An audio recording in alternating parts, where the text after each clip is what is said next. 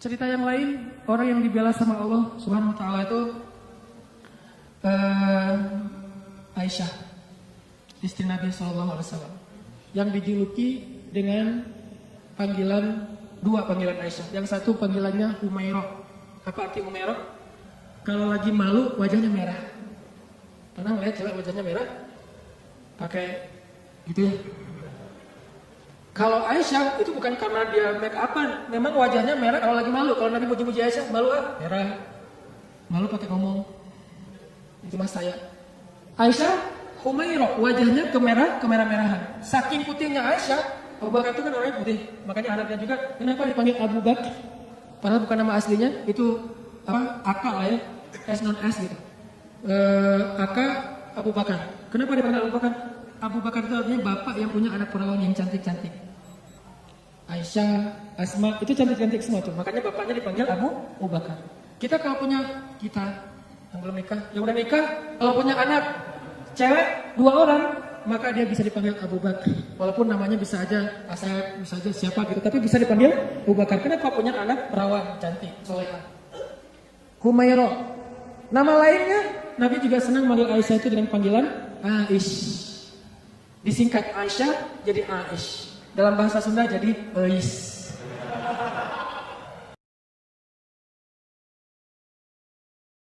Asalnya dari panggilan Aisyah. Karena kita nggak bisa susah ngucapin A, dari Aish jadi Ais.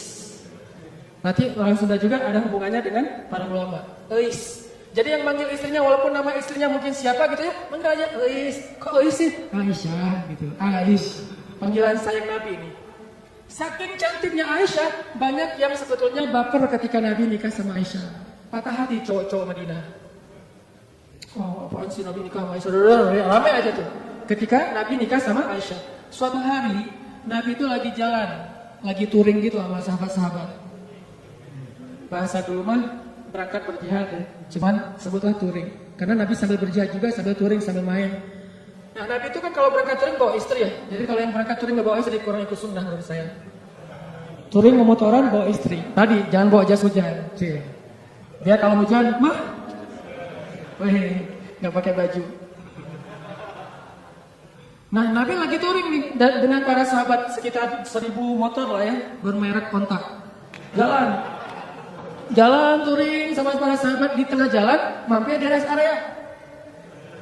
Kan panjang perjalanannya, ada rest area ini kayaknya rest areanya bagus, masjidnya gede gitu ya, ada KFC segala macam lah, bisa makan di situ, ada apa tempat ngopi. Mampir tuh di rest area. Pas lagi mampir di rest area, Aisyah kan dia naik kendaraan yang tertutup, onta di atasnya ada kayak tandu gitu ditutup, khusus buat cewek biar nggak kepanasan. Kalau yang cowoknya naik onta yang terbuka. Kalau bahasa kita sekarang tuh mobil lah ya, Aisyah naik mobil, suaminya naik motor. Yang nyetir siapa ya? Dan cara ini ada gimmick dikit tapi penting ya, bekal buat teman-teman nanti kalau udah nikah. Nabi itu romantis banget sama istrinya. Kalau lagi touring gitu, istrinya pengen naik ke atas onta, maka Nabi akan jadikan lututnya sebagai tangga buat istrinya naik ke atas onta. Kan onta itu tinggi tuh, udah duduk juga masih jangkung tinggi gitu kan, maka Nabi akan jongkok. Aisyah, akhirnya Aisyah nginjek lutut Nabi, dipegang sama tangan Nabi, dinaikkan ke atas onta. Itu cowok banget tuh. Makanya kalau kita pengen naikin istri kita ke atas motor, walaupun motornya bebek ya, nggak masalah. Motor bebek, udah diceperin lagi tuh, rendah gitu ya. Mah, apaan sih Pak, bisa sendiri kali gitu. Pengen ikut sunnah malah gagal. Jadi sunnah Nabi itu banyak yang seru-seru loh, keren-keren. Baca aja sirah deh, jangan cuma baca hadis teks ya. Baca juga sih sirah, banyak banget sunnah Nabi yang keren-keren, romantis. Touring nih, berhenti di rest area. Aisyah punya kendaraan sendiri. Pas lagi berhenti di rest area, Aisyah pengen ke belakang. Karena di rest area itu ada toilet segala macam, ada ikhwan, ada akhwat. Aisyah pergi ke belakang. Waktu itu Aisyah pakai kalung yang diberikan oleh ibunya, kalung hadiah pernikahan. Cuman centelannya itu udah agak-agak longgar gitu. Pas lagi ke belakang, balik, baru sadar pas dipegang di dadanya, oh kalung saya jatuh hilang. Akhirnya minta izin ke Nabi, ya Rasulullah, kalung saya jatuh dari cari-cari dari tadi nggak nemu. Tolong cariin dong. Akhirnya Nabi pun nyari, nggak nemu, mengarahkan para sahabat nyari. Sampai akhirnya nemu pas udah malam. Berhentinya sore, waktu asar sampai sunset, sampai udah malam, akhirnya mereka baru nemu tuh kalung. Karena udah kemalaman, Nabi pun memutuskan ya udah kita bermalam di sini deh, nggak usah ngelanjutin perjalanan, berhentilah sahabat di situ. Karena rest areanya nggak terlalu besar, dan airnya sedikit, akhirnya pas waktu subuh mereka tidak cukup air, nggak bisa berwudu untuk sholat subuh. Mulailah muncul desas-desus, mulai muncul lagi tweet di antara para sahabat. Ada yang pertama nge-tweet, akhirnya pada repost, jadilah viral. Apa tweetnya? Ini gara-gara Aisyah nih. Kita nggak bisa sholat subuh, nggak punya air gara-gara Aisyah. Hashtag gara-gara Aisyah sebar. Wah, pada sebel sama Aisyah. Ini gara-gara Aisyah. Benar ya gara-gara Aisyah sih. Masalah kalung aja kok rame sih, lama-lama amat dan seterusnya. Kalungnya bisa beli lagi nanti di Madinah, rame aja di antara sahabat. Gara-gara mereka rame, turunlah ayat tentang tayamum. Itulah cerita di balik ayat tayamum di surat Al-Maidah. Kalau kalian nggak menemukan air, maka berwudulah dengan cara tayamum dengan debu-debu yang bersih. Diajarin sama Allah tekniknya, tutorial tayamum. Itu jelas tutorialnya di satu ayat. Setelah ayat itu turun, sahabat-sahabat mulai tweet yang baru. Gara-gara Aisyah tapi keren. Mulai pakai jempol emotikonnya. Tadi gara-gara Aisyah emotikonnya cemberut. Sekarang gara-gara Aisyah jempol emotikon tersenyum. Gara-gara Aisyah akhirnya kita punya keringanan fikih dalam berwudu, yaitu tayamum. Berkah Aisyah. Paginya Aisyah, oh rame aja. Asal lewat Aisyah gitu. Pada respect itu kan sama Aisyah, gara-gara dia turun ayat. Jalan aja nih. Kan touringnya jauh banget tuh, lintas Pulau Jawa kan ya, jauh banget rupanya. Jalan lagi, ada rest area, berhenti lagi. Aisyah lagi seperti biasanya, semua orang pasti ke belakang. Aisyah ke belakang, datang, jatuh lagi tuh kalung. Ini cara takdir Allah nih. Jatuh lagi kalung, waktu itu Aisyah udah gak enak mau ngasih tahu Nabi, daripada ntar viral lagi kan ya, jadi trending topik. Ya udah deh, gua cari sendiri aja. Lagi nyari-nyari di belakang, nyari kalung yang jatuh, Nabi memutuskan, ayo kita lanjutkan perjalanan. Sehingga para sahabat pun membangunkan, memberdirikan onta itu dan jalan. Nah, tadi Aisyah kan masuknya di atas tanduk. Waktu itu sahabat yang mengangkat tanduk nggak sadar kalau di dalamnya Aisyah udah nggak ada. Kenapa? Itu menunjukkan bahwa Aisyah itu kurus. Itu komen ulama di hadis tersebut. Makanya kalau baca hadis jangan cuma baca teksnya, baca komennya juga. Biar lebih jelas gitu. Oh ternyata kata ulama Aisyah itu kurus. Kenapa bisa kurus? Dia rajin zumba. Zumbanya Aisyah, ngepel di rumah, beres-beres rumah itu zumbanya Aisyah. Jadi keringatan terus, sehingga badannya itu bagus. Gak pernah lebih dari 55 kilo. Kalau ada di atas 55 kilo berarti air sunnah. Ya. Buat cewek ya, buat cewek. Aisyah itu masih kurus, jadi dia ada di dalam tanduk nggak ada, sama aja nggak terlalu ngaruh. Karena berat tanduk lebih berat daripada Aisyah.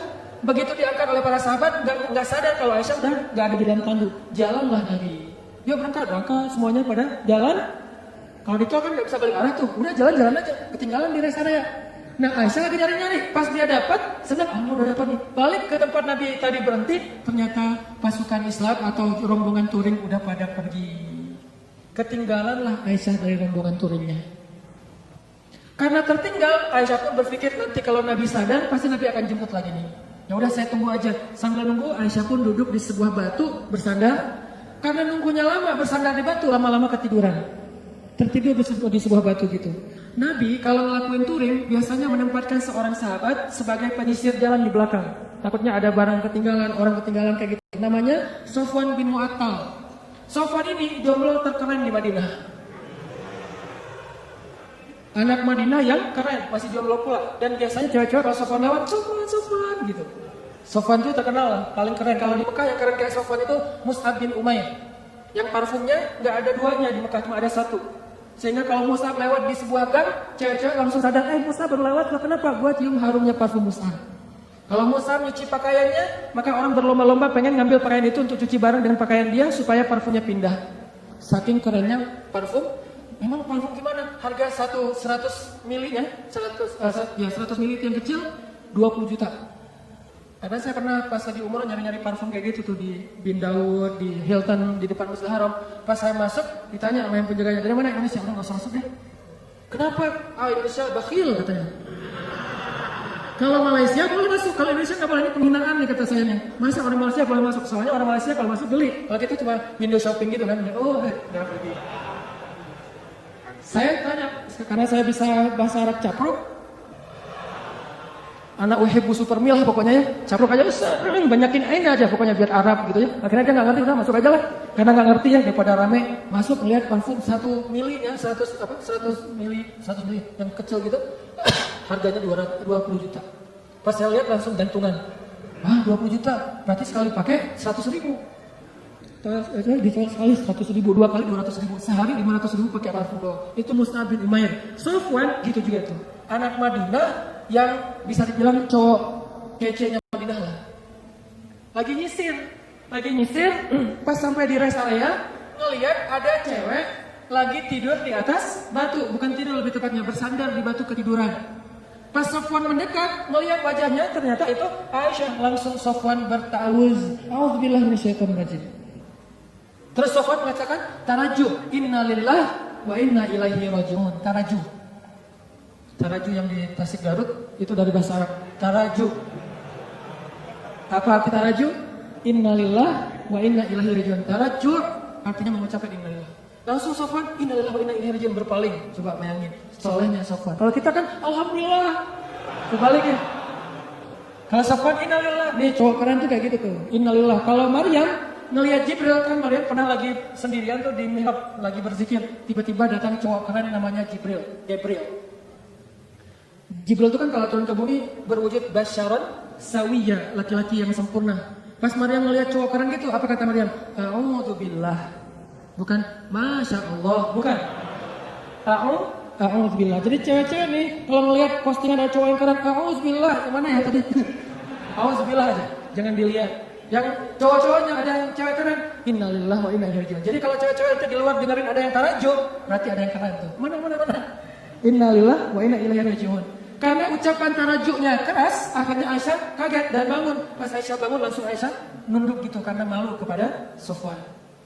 Sofwan gak banyak nanya Aisyah ngapain sendiri di sini nungguin saya ya? Enggak. Nih solehnya sahabat ya, biar kita bisa ngebandingin sama kita. Enggak nanya Aisyah lagi ngapain di sini, Aisyah kenapa duduk di situ, Aisyah enggak. Begitu udah selesai tarajuk, Aisyah bangun, Sofwan langsung mengambil ontanya, didudukkan di dekat Aisyah, terus Sofwan menjauh dan membelakangi. Untuk apa? Biar Aisyah naik ke atas onta dan Sofwan gak ngelihat gimana cara si cewek itu naik. Kalau udah nikah romantis banget, kalau belum nikah terjaga banget. Tuh benar-benar orang-orang yang luar biasa. Belum nikah dia menjauh. Gua gak pengen lihat gimana cara Aisyah naik di atas motor, kan naiknya cewek di atas motor apalagi boncengan pas pulang sekolah kan agak sesuatu ya. Bahaya kan? Nah Sofwan gak mau melihat itu cara cewek naik, walaupun Aisyah itu sangat terjaga auratnya, tapi masih Sofwan menjaga hatinya. Gak mau lihat melihat ke sana, tapi sebelah sana ada cermin jadi bisa tembus. Gak ngelihat. Kalau di mall kan suka gitu ya, buang muka gitu ke arah cermin, biasanya bisa ngeliat dari sebelah sana. Bukan pengalaman ya. Pernah. Nah, akhirnya Sofwan menjauh membelakangi Aisyah. Dalam durasi kira-kira si cewek ini udah selesai naik ke atas unta. Begitu udah selesai, Sofwan datang ngambil tali kekang unta dan ditarik. Untanya berdiri jalan. Sofwan jalan kaki di depan, Aisyah naik di atas unta. Itu cara paling bagus boncengan. Jadi jangan dibonceng gitu. Apalagi ini ojek-ojek online ya. Kalau yang ordernya cewek, naik. Kita mah gak usah naik di atas motor, di samping aja dorongin motor. Kenapa emang kok gitu caranya? Sofwan. Sofwan itu siapa? Gak pernah ikut talim ya. Makin sombong ya, makin ria. Sofwan narik tuh tali kekang onta. Aisyah di belakang. Gak pernah sekalipun Sofwan menoleh ke belakang. Aisyah butuh sesuatu? Enggak. Atau mungkin bisa miss call kalau ada apa-apa. Ini nomor saya, modus. Gak ada sama sekali. Aisyah gak diajak ngobrol. Aisyah kenapa tinggal sendiri dan segala macam. Gak sama sekali. Diam sepanjang perjalanan sampai di Madinah. Nabi sampai di Madinah gak sadar kalau Aisyahnya ketinggalan. Karena Nabi gak langsung pulang. Biasanya nyambut tamu dulu, ada urusan negara lah. Nah, lama baru dari belakang Aisyah dengan Sofwan muncul. Di Madinah waktu itu kebenaran orang-orang Yahudi lagi nongkrong di gerbang. Karena salah satu hobi orang Yahudi itu nongkrong di jalan. Senang banget nongkrong di jalan tuh. Nongkrong gitu-gitu ya di jalan. Nah pas lagi orang Yahudi nongkrong di jalan, tiba-tiba dari kejauhan datanglah Aisyah dengan Sofwan berdua. Tapi satu di atas onta, satu lagi narik tali kekang onta. Orang Yahudi tadi lagi nongkrong nih, lagi ngobrol. Datanglah Aisyah sama Sofwan. Begitu mereka ngeliat Sofwan dan Aisyah, langsung sepi. Diam semua orang Yahudi, diam aja. Diam, tuh ada yang lewat. Diam. Pas udah lewat, gue beneran ngeliatnya tadi gak berhenti nih. Enggak, gue juga ngeliat yang sama. Bener kan Aisyah bener. Mulai gosip muncul. Judulnya masih aman nih. Aisyah dan Sofwan pulang berdua. Judul standar lah ya, mainstream. Judulnya Aisyah dan Sofwan pulang berdua. Benar nggak? Benar, tapi orang persepsinya apa? Selingkuh kan? Ada affair antara Aisyah dengan Sofwan. Judulnya nggak bisa dihujat. Saya tuntut kamu pencemaran nama baik, nggak bisa. Orang judulnya benar. Aisyah dan Sofwan pulang berdua. Atau nanti dikembangin lagi. Aisyah dan Sofwan ada apa? Tanda tanya. Bisa aja kayak gitu. Ada apa dengan ADA gitu. Ada apa dengan Aisyah? Nah, gara-gara orang Yahudi nyebarin tweet, hashtag, postingan kayak gini, mulai viral di antara kaum muslimin. Ada apa dengan Aisyah? Aisyah selingkuh, Aisyah dan Sofwan ada sesuatu. Ramailah fitnah di antara kaum muslimin tentang Sofwan dan Aisyah. Sampai akhirnya fitnah ini terdengar kepada Rasul. Nabi juga sempat hampir ragu sama Aisyah. Saking semua orang nggak bicara itu. Lo udah dengar berita belum? Apa? Aisyah sama Sofwan ternyata kemarin pulang berdua ada sesuatu tuh. Oh gitu? Kan suka bully ya? Omongan-omongan kayak gini. Bisa ditambah-tambahin, patchingnya ditambahin, jadilah patchingnya banyak. Makin banyak patching, makin sedap. Makin susah untuk berhenti kan? Nah gitulah bos. Akhirnya viral, jadi trending topik di Madinah, Aisyah dan Sofwan ada affair. Sampai ada seorang sahabat, kalau nggak salah namanya Abu Ayyub, pulang ke rumah, nanya ke istrinya, "Mah, udah dengar berita yang lagi trending topik belum?" "Udah Pak, Mama juga baru buka Instagram," kata istrinya. Mama punya Instagram kok, Bapak nggak di-follow? Bahaya. Aisyah sama Sofwan katanya difitnah ada sesuatu. Gimana menurut Mama? Kata Abu Ayyub. Nih jawaban istrinya nih, jadi panduan buat kita kalau dengar gosip. Apa kata istrinya? "Ya Abu Ayyub, gimana pendapat engkau jika ada mengatakan engkau selingkuh dengan seorang perempuan?" Kata Abu Ayyub, "Ya nggak mungkin lah. Papa mau selingkuh, kan udah cukup dengan Mama." Mama kan segalanya buat Papa. Udah nggak ada lagi, nggak akan terbuka lagi lah hati Papa buat cewek yang lain, mah. Udah gitu-gitu. Benar Pak, benar. Sesungguhnya Sofwan itu lebih soleh daripada Papa. Kalau Papa nggak mungkin selingkuh, maka Sofwan juga nggak mungkin. Oh gitu. Ya deh. Ditanya lagi sama istri Abu Ayyub, "Pak, ya Abu Ayyub, gimana menurut engkau jika ada mengatakan Mama selingkuh?" Kata Abu Ayyub, "Nauzubillah, nggak mungkin. Papa percaya banget sama Mama. Mama itu kan cewek yang paling setia, yang menjaga diri dan segala macam." Kata istrinya, "Sesungguhnya Aisyah lebih soleha daripada Mama." Kalau Mama aja nggak mungkin selingkuh, apalagi Aisyah. Coba. Gampang kan menyelesaikan masalah kayak gini? Ada isu, sesungguhnya dia lebih soleh daripada kita. Kalau kita aja nggak mungkin, pasti dia lebih nggak mungkin lagi. Begitu caranya. Husnuzon. Tapi di luar, berita itu tetap berkembang. Sampai akhirnya Nabi datang ke rumah Aisyah. Bertanya kepada Aisyah, "Ya Aisyah, pasti kamu sudah mendengar berita tentang ini. Gimana menurut kamu, wahai Aisyah?" Kata Aisyah, "Kalau saya bilang berita itu bohong, mungkin Nabi nggak percaya sama saya. Padahal itu bohong. Kalau saya bilang itu benar, tapi Allah Maha tahu bahwa itu tidak benar, maka saya tidak akan membela diri. Wallahul musta'an. Saya akan bersandar hanya kepada Allah saja. Allah yang Maha menolong." Masuk ke kamar. Aisyah kecewa gitu sama Nabi. Karena Nabi dianggap nggak ngebelain Aisyah. Nabi juga bingung, benar nggak? Emang kayak gitu, saking parahnya berita ini. Nabi juga bingung. Hampir aja Nabi menceraikan Aisyah. Saking luar biasanya fitnah. Gak lama kemudian Nabi dalam keadaan sedang sedih, rasa perasaannya itu lagi kacau banget. Turun surat An-Nur ngebelain Aisyah. Sesungguhnya orang-orang yang menyebarkan berita bohong itu adalah bagian dari umat Islam sendiri. Ternyata yang menyebarkan itu bukan orang Yahudi. Orang Yahudi cuma munculin tweet pertama orang Yahudi, tapi yang bikin dia viral orang Islam. Mungkin postingan pertama bukan dari orang Islam, dari luar. Sengaja pengen bikin masalah. Yang bikin itu jadi fitnah kita sendiri, nge-repost sembarangan. Mungkin nggak ada masalah sebetulnya, kita aja yang membentur-benturkan. Sesungguhnya yang membawa berita bohong itu adalah orang Islam sendiri. Maka katakan kepada mereka, jika kalian tidak bertobat, sesungguhnya itu zalim yang paling besar. Janganlah kalian meringankan ucapan kalian, meremehkan, sesungguhnya di sisi Allah itu dosa besar, dan seterusnya. Satu halaman penuh ayat turun untuk ngebelain Aisyah. Bayangin, satu halaman di surat An-Nur khusus tentang Aisyah. Akhirnya Nabi pas dapat ayat ini, ngumpulin para sahabat, ayo ngumpul. Nabi pun membacakan ayat itu, para sahabat bertakbir, Allahu Akbar. Ternyata